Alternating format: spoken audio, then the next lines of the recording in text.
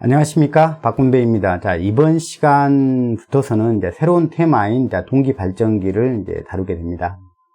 우리가 앞전 테마들 중에서 유효전력과 무효전력 테마들을 통해 가지고 동기 발전기에 대해서는 상당히 많이 언급을 했습니다. 그래서 중요하고 어려운 부분들은 거기에서 대부분 이야기를 했던 부분들입니다. 그리고 회전기 중에서 가장 어렵다는 유도 전동기를 잘 여러분들이 마치고 왔다 그러면 동기 발전기는 그렇게 어려운 회전기가 아니다 라고 보시면 되겠습니다.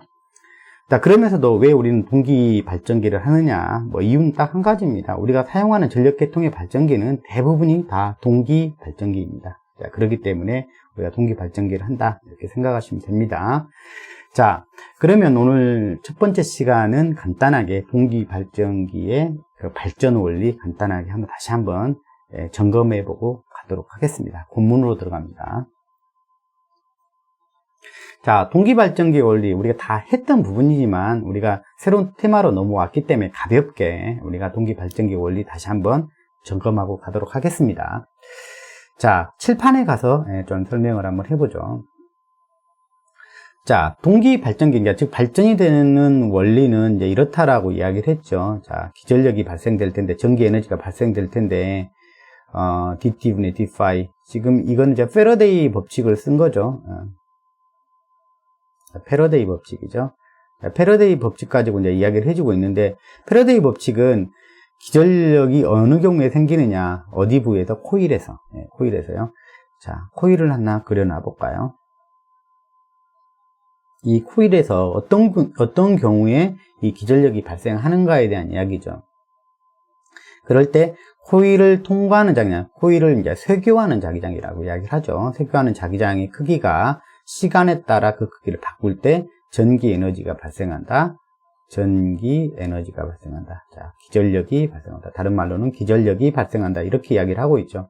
그래서 기전력이 발생할 수 있는 여건은 이 코일의 면을 통과하는 자기장이 시간에 따라 바뀌어질 때 나타난다는 거죠. 그때 이 유효한 자기장은 어떤 자기장이냐 이야기죠. 이 유효한 자기장은 이 면에 수직으로 통과하는 자기장입니다. 수직으로. 이 내적이죠. 내적은 BS 크기로만 따지면 BS 코사인 세타죠. 즉 나란한 성분만, 이 면벡타랑 나란한 자기장만이 유효하다. 이 나란하다는 것은 면벡타를 갖다 이렇게 DS 벡타는 이게 면의 수직한 벡타죠. 얘와 나란한 벡타죠. 나란한 비벡타가 되겠죠.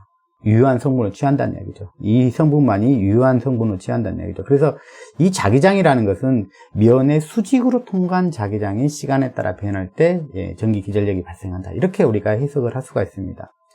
그러니까 만약에 이 수직으로 아니고 이렇게 이거는 나란한 거죠. 이것은 이제 면 입장에서 바라보면 면에 이제 수직으로 통과하는 것인데 면벡타 입장에서 바라보면 나란하게 통과하는 거죠. 그래서 제가 항상 면에 수직한다는 이야기가 결국 면벡타랑은 이렇게 일치하게 가는 그런 부분이죠.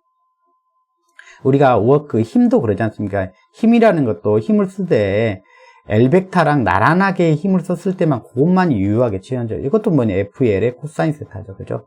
힘을 갖다가 길이 방향으로, 이게거든, 목표거든요. 목표 방향과 일치하게 힘을 줬을 때, 고성분만이 우리가 유효한 일로 취하듯이, 마찬가지로 면과 나란한 벡타만 유효하게 취한다는 이야기죠. 면과 나란한 것은 뭐냐면 수직으로 통과하는 것이다. 이렇게 보시면 되겠습니다. 그래서 그 자기장이 시간에 따라 바뀌어줄 때 전기 에너지가 발생된다. 이거 꼭 잘 기억해 두시면 좋겠습니다. 자, 그래서 이걸 해주기 위해서 발전기는 돌려준다는 얘기예요. 뭘 돌려주죠? 회전자에 있는 자석을 돌려준다. 자, 이런 걸 만들어주기 위해서 코일이 이걸 느끼게 해주기 위해서 기전력을 발생하려면 코일이 느낄 때 코일이 자기장이 시간에 따라 변한다라고 느끼게 해주기 위해서 자석을 돌려준다라는 것이죠. 자, 그러면 여기다가 이제 복습하는 것이죠, 거의. 안에다가 자석을 한번 세워놔 보죠. 자석을 요렇게 한번 세워놔 보죠. 자, 그렇게 되면, 자, 이렇게 서 있다 그러면은 지금 현재는, 자, 면 벡타가 요 벡타고, 그 다음에 자석도 이렇게 쏘고 있죠. 자, 이렇게 되면, 이때가 가장, 즉 수직으로 통과할 때가, 수직으로 면에 보면, 면에서 바라보면 수직, 즉 면벡터랑 바라봤을 때 일치한 것이죠, 요게. 요때가 뭐냐면 최대값이 되겠죠. 코일이 느낄 때는 최대량으로 느끼는 거죠. 그래서 요거를 갖다가 그래프로 표현해 보면, 요거를 갖다가 1번 위치라고 봅니다. 자석이 1번 위치라고 보면, 1번 위치, 여기에 1번 위치라고 봐요. 그러면 최대값, 최대값이 될 거고, 어차피 이 자석의 크기 자체는 일정하게 유지하고 있을 거니까, 이 면이 느낄 때는 이때가 최대가 되겠죠. 수직이니까. 자, 그 다음에 이제 요걸 갖다 요렇게 회전을 시킨다고 생각을 해봐요. 이렇게. 회전 방향을 요렇게 잡아봐요. 자, 그랬을 때, 여기가 자석이 이제 2번 위치까지 왔다. 2번 위치까지 왔다. 그러면 이렇게 쭉 온 거죠. 그러면, 자, 여기가 이제 각이 이제 세타가 되겠죠. 그러면 코사인 세타만큼, 아까 코사인 세타만큼 수직으로 통과한 양이 이제 줄어들게 되겠죠. 그래서 점점점 줄어들다가 2의 위치 오면 완벽하게 뭐냐면, 수평으로 통과하는 양밖에 없죠. 수직으로 통과하는 양 하나도 없죠. 그래서 0이 되는 거죠. 이 코일이 느낄 때는, 정지된 이 코일이 느낄 때는 하나도 자기장이 통과하지 않는 걸로 느끼는 거죠. 2번 위치에 정확히 왔을 때. 그래서 1번 위치에서부터 2번 위치로 돌릴 때 점점점 크게 작아지다가 이제 0이 되는 것이죠. 자, 정확하게 이제 2번 위치에 왔을 때요. 자, 그러다가, 자, 여기서 좀 추가적으로 더 돌려보죠. 이렇게 쭉 이만큼 돌려보죠. 3번 위치까지 쭉 돌리면 그 크기가 또 수직으로 통과하는 양이 점점점 증가를 하게 될 거예요. 그죠? 그래야 3의 위치가 좀 최대가 될 텐데, 이제, 여기가 이제 NS극이 바뀌죠. NS극이, 여기 같은 경우는, 여기가 이제 S극이 되고, 여기가 N극이 되겠죠. 여기가 N극이 되고, 여기가 S극. 그러니까, 이렇게 통과하는 게 아니라 이쪽은 이렇게 통과하려고 하죠. 이제 그 값이 점점 증가하는데 뭐냐, 그 값은 이걸 갖다 플러스라고 보면, 나란한 방향이니까, 플러스라고 하면 이쪽은 마이너스 방향이 되겠죠. 이걸 플러스라고 넣으면 이제 여기는 마이너스 방향이 되겠죠. 그래서, 점점점 증가는 하는데 마이너스 방향으로 점점점 증가를 하겠죠. 이렇게. 자, 3번 위치까지 도달하면 최대가 또 되겠죠. 최대가 되겠죠. 또 수직이 되니까. 이쪽으로 수직이 되니까. 그리고 또 4번 위치까지요. 4번 위치까지 쭉 돌리면, 4번 위치까지 쭉 돌리면 그 값이 또 점점 줄겠죠. 점점 수직한 양이 점점 줄다가 4 위치에 오면 정확하게 또 0이 되겠죠. 이런 식으로. 자, 이런 식으로. 여기가 이제 4 위치가 되겠죠. 자, 그 다음에 이제 5번 위치가 아니라 다시 1번으로 돌아오는 거죠. 제자리로 돌아오는 것이죠. 자, 다시 제자리로 돌아오게 되면, 이렇게 되겠죠. 다시 이제 방향 플러스로 바뀌고, 이렇게 되겠죠. 자, 자석을 갖다가 이제 한 바퀴 삥 돌리면, 정지되어 있는 코일이 느낄 때는 수직으로 통과하는 자기장의 크기가 시간을 따라 이렇게 변하는 것으로 느낀다는 거죠. 이 자석의 세기 자체는 일정하게 유지하고 있지만 자기가 회전함으로써 코일이 느낄 때는 이렇게 시간에 따라 변하는 것으로 느낀다는 것이요. 그래서 정확하게 여기는 이제 극이 두 개죠. 하나, 두 개 있다 해서 이걸 갖다 우리가 이극기가 되는 거죠. 이극에서는 자석을 갖다 한 바퀴 뺑 돌리니까 이게 위례전이죠. 이례전. 자석을 갖다 이례전 한 거죠. 이례전 할 때 자, 정기적인 것도, 이 기전력도 뭐가 되겠어? 정확하게 이례전을 하겠죠. 그러면 이제 기전력은 어떻게 생길 거냐? 만약에 이렇게 코사인 파로 이렇게 만들어진다. 만약에 이렇게 코사인 파로 이렇게 만들어진다 그러면은 위상까지 정확하게 이야기해 주려면 앞에 있는 마이너스까지 정확하게 이야기해 주면 좋겠죠. 그래서 한마디로 말하면 여기가 미분이 되니까 여기보다는 이제 90도 위상 차가 날 텐데 우리가 미분 연산자가 있으면 여기에 있는 정연파인 경우에 요 파이보다 90도 앞서게 해준다 그랬죠. 90도 앞서게 해준데 이렇게 마이너스가 있으니까 90도 앞서는 게 아니라 90도를 갖다 뒤지게 되죠. 자, 그래서 이 기전력은 이제 90도 이제 뒤지게 된다는 것이죠. 여기가 마이너스가 있기 때문에 원래는 앞섰는데 마이너스 때문에 여기 오히려 5보다 2가 이제 뒤지게 되는 거죠. 그래서 좀 익스텐션에서 좀 보면 여기 있다면 기전력은 여기에서부터 출발한다고 생각하면 되죠. 90도 뒤져서 90도 뒤져서 출발한다, 시작한다고 생각하면 되죠. 이런 식으로요. 이렇게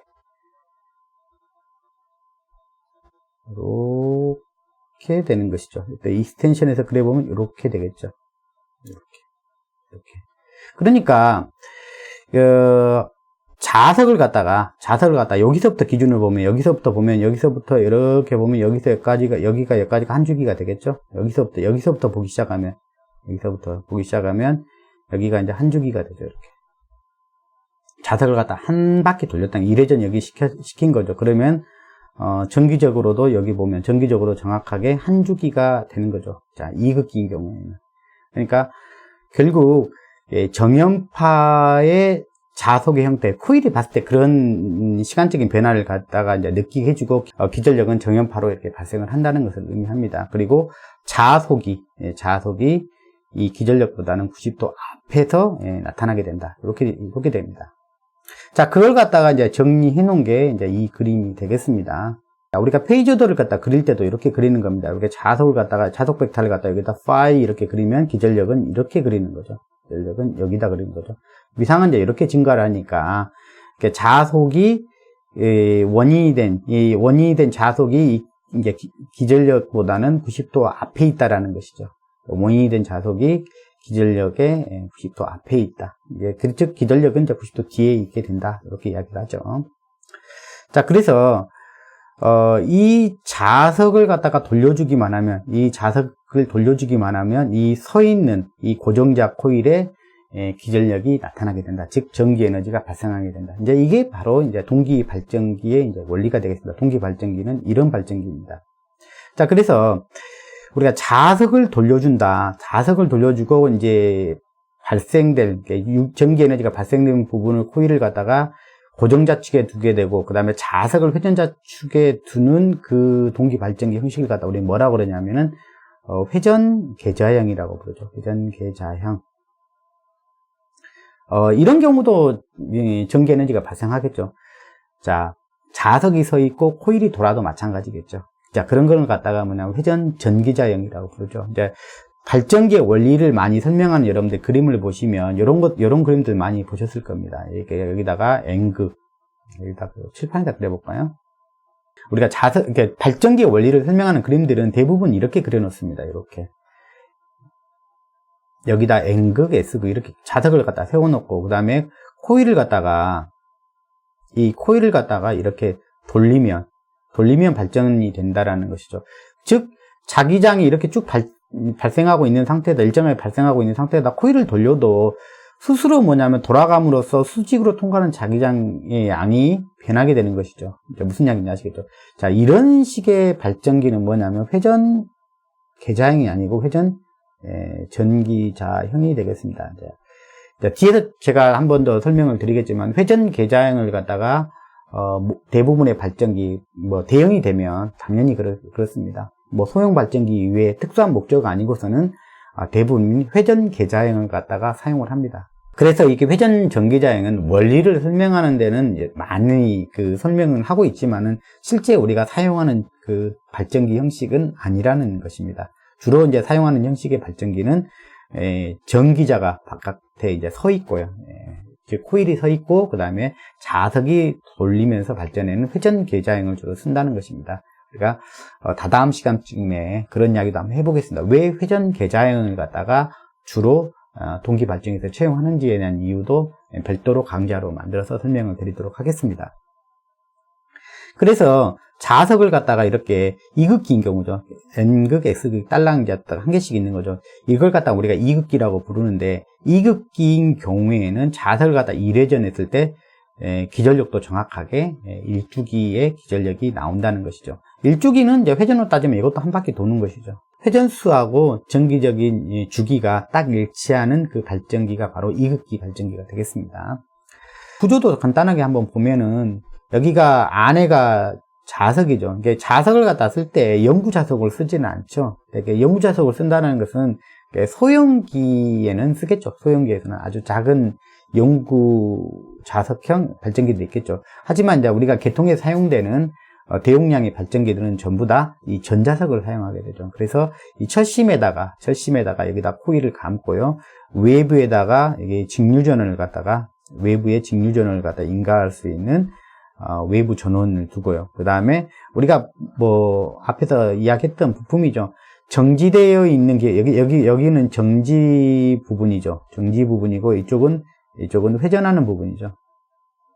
정지된 부분과 회전하고 있는 부분에다가 전기 에너지를 갖다 공급할 수 있는 부품, 뭐라고 했죠? 슬림링과 브러쉬죠. 슬림링과 브러쉬가 있습니다. 슬림링과 브러쉬가 있습니다. 그러니까 슬림링과 브러쉬를 통해 가지고 여기에다가 전류를 갖다 공급해서 이 자석의 크기도 일정한 게 아니라 필요에 따라서는 좀 더 크게도 하고, 이게 우리가 말하면 이게 과여자라고 부르는 거죠. 그 양을 갖다 적게도 하고, 그러면 저여자 이렇게 시켜서 소위 말하면 무효전력을 갖다가 양을 제어하는 그런 파트로서 작용을 한다. 그런 역할로 또 합니다. 전력계통상에서. 그래서 여기를 갖다, 요 세트를 갖다 뭐라 그러면 여자기라고 이야기를 해요. 여자기, 여자장치 이렇게 부르는 것입니다. 자기장을 갖다 담당하는 부분이죠. 즉, 전력계통 입장에서 바라보면 무효전력을 컨트롤하는 부분이 되겠습니다. 그리고 전기에너지가 발생할 부분은 바깥에다가 이제 이런 식으로 이렇게 감겨져 있는 거죠. 그래서 여기가 이제 전기자 코일이 되고, 이제 고정자 권선이라고도 부르고 있습니다. 자, 그리고 여기에는 이제 이걸 갖다가 이제 여기 축에 이제 이건 샤프트죠. 여기에다가 축은 여기에 이제 원동기가 물려가고 얘를 갖다가 이제 회전을 시켜주죠. 이제 회전을 시켜주면 무조건 이렇게 발전이 되는 거죠. 이 발전기라는 걸 갖다 길게 늘렸으면 이런 장치라고 쓸 수가 있죠. 요 말을 갖다 좀 말로 풀어쓰는 거죠. 자기장의 시간적인 변화를 만들어 주는 장치. 어떻습니까? 여러분 말 제가 한번 말을 만들어 봤는데, 발전기라는 것은 결국 코일에 결국 전기 에너지가 발생하기 위해서는 자기장의 시간적 변화를 갖다가 이렇게 만들어주면 이게 전기 에너지가 발생하기 때문에 발전기를 갖다 이렇게 제가 불러보면 어떨까 싶은 생각이 듭니다. 그렇게 하기 위해서 얘를 갖다 이렇게 돌려주는 것이죠. 왜 돌려주는지 이해가 되시죠? 이 돌려주는 파트를 갖다 우리는 뭐라고 부르냐면 원동기라고 이렇게 부르죠. 원동기. 우리가 흔하게는 이렇게 부르죠. 터빈 이렇게 부르죠. 터빈. 뭐 증기 터빈이나 뭐 수차 터빈, 윈드 터빈 뭐 이런 것들이죠. 그러니까 뭘로 돌려주냐가 이제 그러니까 이제 여기 발전기들의 또 핵심적인 요소가 되죠. 어떤 방식으로 돌려줄 것이냐. 그래서 화력 발전기나 원자력 발전기 같은 경우는 그렇게 하겠죠. 증기 터빈, 증기의 힘으로 얘를 갖다가 이제 돌려주는 부분. 그러니까 우리나라에서 이제 대용량 시스템의 발전기들은 대부분 이제 사용하는 터빈이 바로 증기 터빈이거든요. 그래서 전기 힘으로 이렇게 돌리는 게 우리가 대부분이구나. 뭐 때로는 그렇죠. 수력 발전기 같은 거 수력으로 돌리는 거죠. 수력으로 돌리는 거죠. 수력을 이용하기 위해서 이제 수차라는 걸 사용하죠. 수차 터빈을 이용하는 거고, 그다음에 이제 풍력 발전기라는 것도 있죠. 풍력 발전기라는 것은 뭐냐면 바람의 힘으로 돌리는 것. 바람의 힘으로. 그래서 발전기를 갖다가 이제 좀 약간 세부적으로 나는데, 동기 발전기 중에서 세부적으로 이제 우리가 발전소가 이런 발전소 저런 발전소 부를 때 부르는 명칭이 대부분 뭐냐면 터빈의 종류랑 좀 관련이 좀 되어 있다. 이렇게 보시면 되겠습니다. 어쨌든 뭐 구조도 뭐 그렇게 어렵지 않습니다. 뭐 다음 시간에 좀 구조 부분만 조금 더 해볼 건데, 어쨌든 요걸 이해하면 뭐 다음 시간에 이해하는 것도 뭐 그렇게 어렵지 않을 것 같습니다. 자, 이렇게 발전기를 만들면 단상 발전기가 되겠습니다. 단상 동기 발전기가 되겠죠. 근데 우리는 삼상 발전기를 갖다 만듭니다. 삼상 발전기를 만들어서 어차피 자석을 갖다 한 바퀴 돌리는 건 동일할 텐데, 그때 효율적인 전기 에너지 생산을 위해서 코일을 갖다가 2조를 갖다 더 늘립니다. 그래서 총 3조가 되도록 배치를 합니다. 그래서 만들어내는 발전기가 삼상 발전기가 되겠습니다. 삼상, 우리가 삼상이라고 했을 때는, 삼상이란 말을 쓸 때는, 삼상, 단상이라는 것은 위상이 유일하게 하나밖에 없다는 거고, 삼상이라는 것은 위상이 3개가 다 개별적이라는 거죠. 이게 위상이 다른 녀석이 3마리가 있다는 이야기가 되겠습니다. 그래서 삼상의 기전력을 갖다 만들기 위해서는, 자, 코일을 갖다가 아까 한 조만 있었는데, 이렇게 한 조만 있었는데, 2조, 3조, 총 3조가 되도록 만드는 것입니다. 그래서 코일을 갖다가 이 고정자에다가 이제 3군데에다가 배치를 하는 거죠. 그럴 때 삼상 평형 발전을 한다. 삼상 평형 발전을 한다는 것은 이런 의미예요. 크기가 A, B, C가 동일하고, 크기가 동일하고요. 크기가 동일하게 하려고 그러면은 이 코일을 감는 턴의 수를 갖다 똑같이 해야 될 겁니다. 자, 기전력의 크기는 dt분의 이제 d파이에 의해서 결정이 될 텐데, 어차피 이건 동일할 거예요. 그죠? 예, 이건 다 동일할 거니까. 자, 여기가 이제 감는 턴수에 따라 가지고 이 기전력의 크기가 좀 차이가 나겠죠. 그래서 삼상 평형 발전한다는 것은 이 크기를 갖다가 동일한 크기로 가져간다는 거죠. 그러면 A상 코일에 감은 코일하고 코일의 턴수하고 B상 코일에 감는 턴수하고 C상 코일에 감는 턴수를 갖다가 동일한 턴수로 감아주면 일단 크기는 동일하게 되겠죠. 자, 그리고 이제 위상은 삼상이라고 했을 때 위상은 동일하게 만드는 게 아니라 위상을 서로 다르게 만든다는 이야기죠.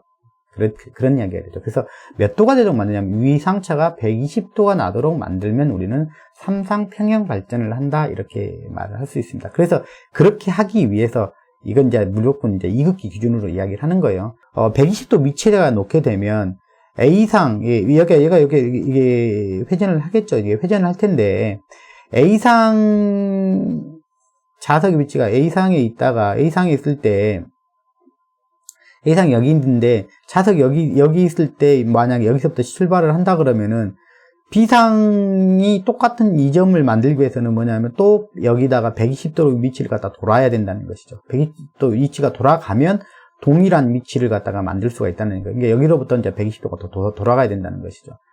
예. 여기 위치가 120도씩 밀리도록 만들어주는 거죠. 그 다음에 C상은 거기로부터 또 B상의 위치로부터 또 120도 더 가야지만이 요 점을 만날 수가 있죠. 그러니까 연달아서 만나게 될 텐데 A상을 먼저 만나고 그 다음에 120도 뒤에 똑같은 시작점을 갖다가 B상의 시작점을 만나게 되고 그 다음에 C상의 시작점은 B상보다 또 120도 뒤에 만나게 돼요. 그래서 순차적으로 A상, B상, C상 이렇게 시작하게 되는 것이죠. 자, 발전기를 갖다가 이제 이렇게 회전할 수도 있고 이렇게 회전할 수도 있어요. 그럴 때 여기를 갖다가 한 코일을 갖다가 A상을 기준 잡았으면 그 다음에 만난 상은 이제 B상이 되게 됩니다. 자, 이렇게 회전하게 되면 그 다음 만난 상이 여기게 되죠. 그러면 B상이 되고 그 다음 만난 상이 C상이 되죠. 그래서 항상 A상을 기준으로 그 다음 상은 무조건 B상, 그 다음 만나는 상이 B상이 되고 그 다음 만나는 상이 이제 C상이 되는 것이죠.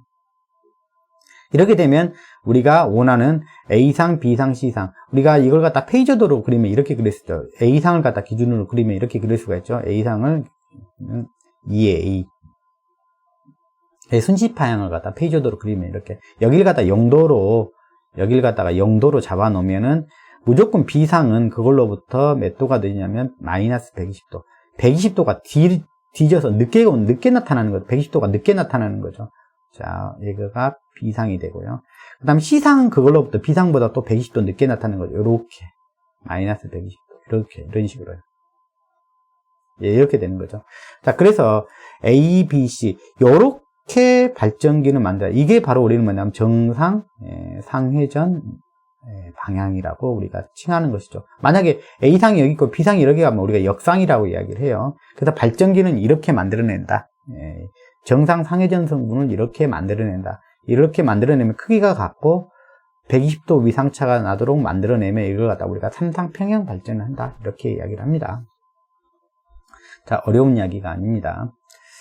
자, 삼상 발전을 해가지고 만약에 이제 이게 코일을 갖다가 이제 뽑아낸다 그러면은 요거 갖다가 이제 Y결선 합니다. 이게 코일 A상, B상, C상이라 그러면은 A상 코일 이렇게 두고 A는 A 다시 하나는 뭐 A상 이렇게 끝나면 요게 주코일이라고 이건 리턴 코일이라고 하면 되죠. A 다시 해가지고 리턴 코일. 자, A상이 이렇게 되고 그러면 B상이 이렇게 되겠죠. B상. A 다시, B 다시, B. 자, C상 코일도 있겠죠?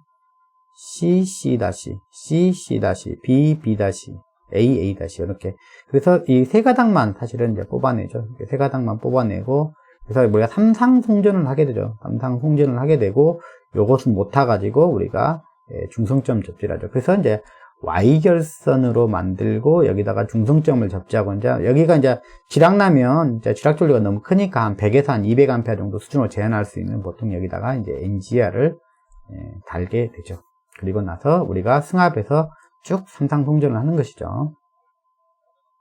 자, 동기발전기 원리를 이야기하고 있습니다. 대부분 다 이야기가 됐죠.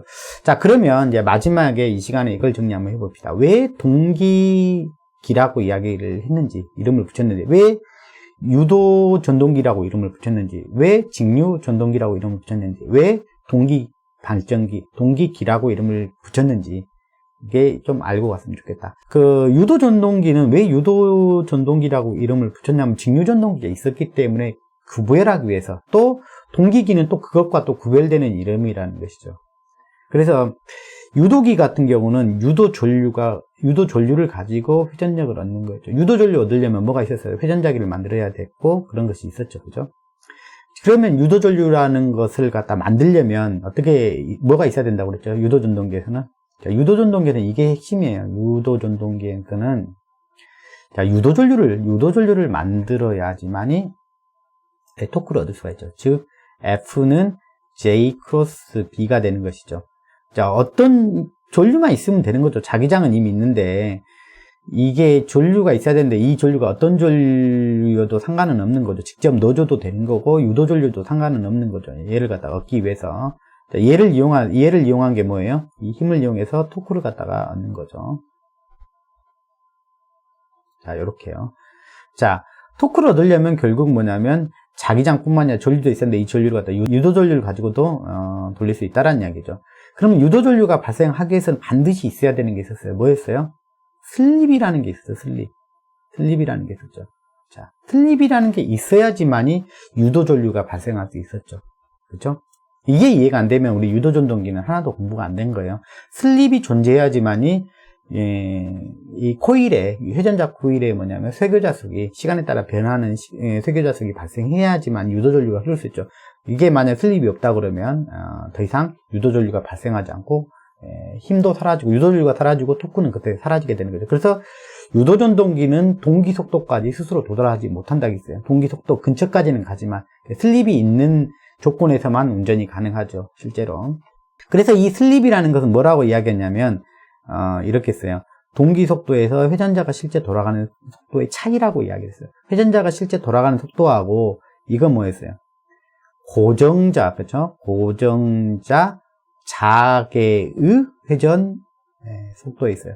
즉 고정자 자개는 전원의 3상 전원을 받게 되면 회전 자개가 발생하게 되죠. 고정자는 3상 전원을 갖다 받게 되면 3상 전원을 갖다 공급하게 되면 고정자의 자개는 회전 자개가 발생하게 되죠. 그 회전 자개가 돌아가는 속도는 무슨 속도로 돌아간다고 했어요?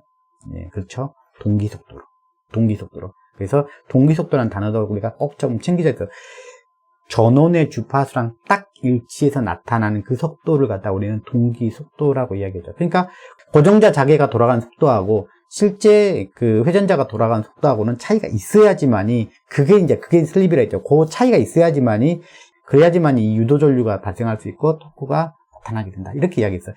그래서 이 유도 전동기하고는 동기기는 또 구별이 된다는 이야기죠. 이 부분에서. 그래서 이 왜 동기기라고 부르냐면은 요거하고 실제 고정자 자개가 돌아가는 속도하고 회전자가 실제 돌아가는 속도랑 같은 기기다 해서 동기기라고 부르는 것입니다. 유도기하고 다른 것이죠. 무슨 뜻인지 아시겠죠?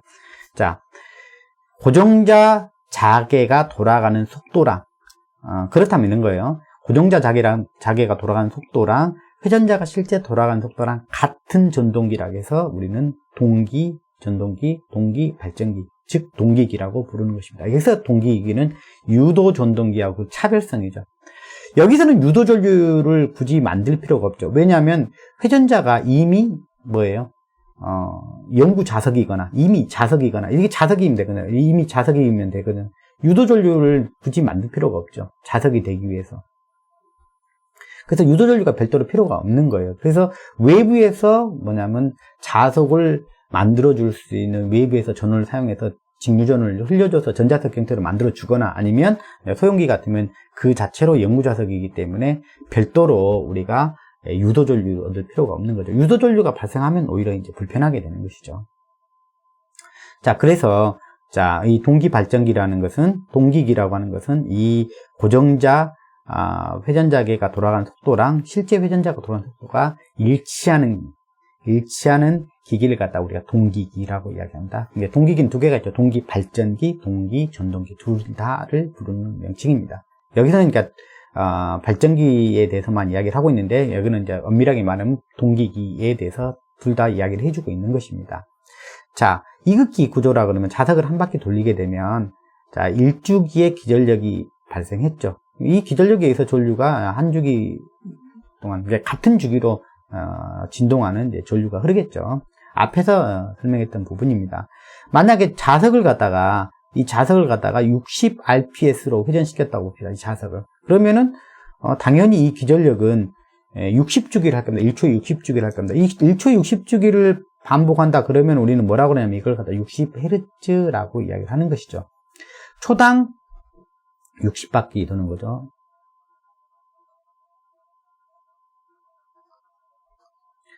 자, revolution per second. 초당 60바퀴 자석을 갖다 돌리면, 그러니까 RPM으로 따지면 3600 RPM이 되겠죠. 여기다 60만 곱하면, RPM이 되는 거죠. 분당 회전수가 되는 거죠.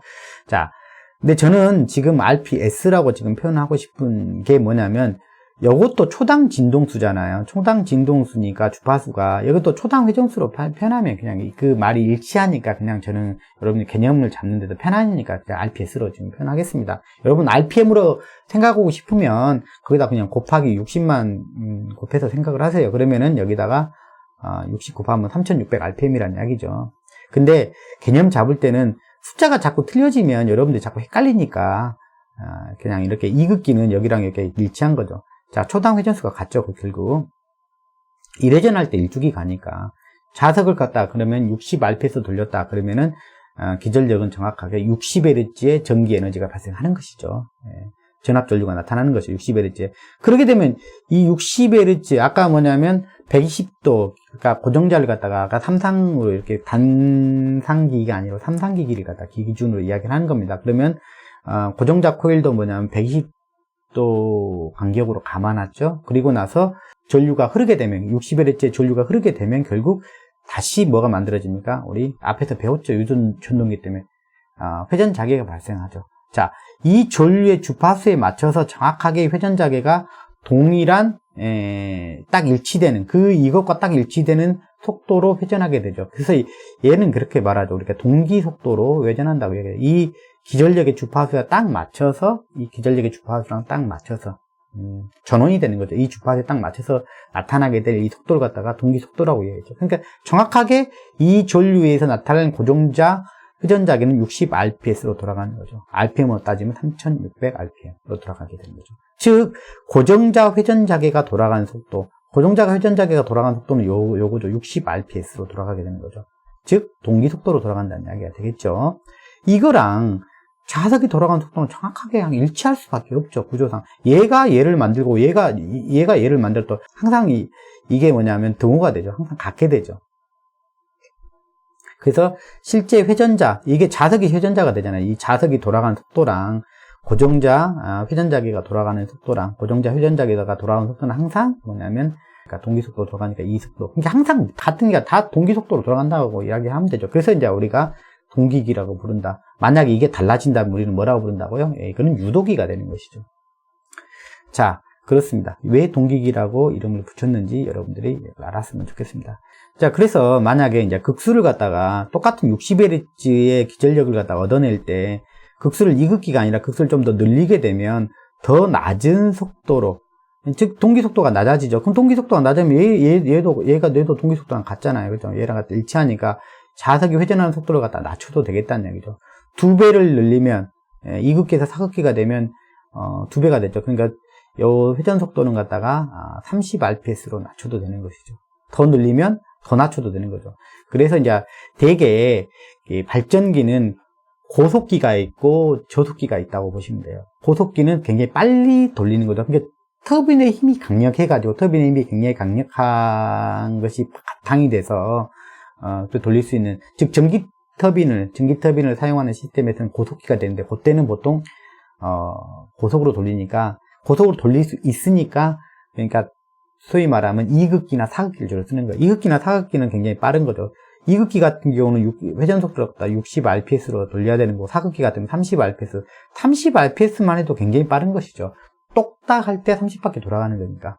근데 우리가 이제 수력 발전기 같은 경우나 이제 풍력 발전기 같은 경우는 우리가 보시면 뭐 수력은 여러분들이 눈으로 직접 보신 경험은 별로 없을 건데 풍력은 여러분 눈으로 많이 봤죠. 빨리 돌아가지 않죠. 저속기죠. 수력도 이제 저속기죠. 그래서 이제 저속기에서 60Hz를 얻으려고 그러면은 굉장히 극수를 갖다 많이 올려줘야 되겠죠. 그러면 이제 많이 느리게 돌려도 상관이 없죠. 천천히 돌려도 되는 거죠. 극수를 많이 늘려주면. 다음 시간에 구조를 볼 때 다시 한번 보도록 하겠습니다. 자, 이 내용들은 이제 새로운 내용이 아니라 앞에서 다뤘던 내용들을 다시 한번 정리해서 말씀드린 내용이 되겠습니다. 자, 오늘은 첫 시간 여기까지 하도록 하겠습니다. 다음 시간에 뵙겠습니다. 감사합니다.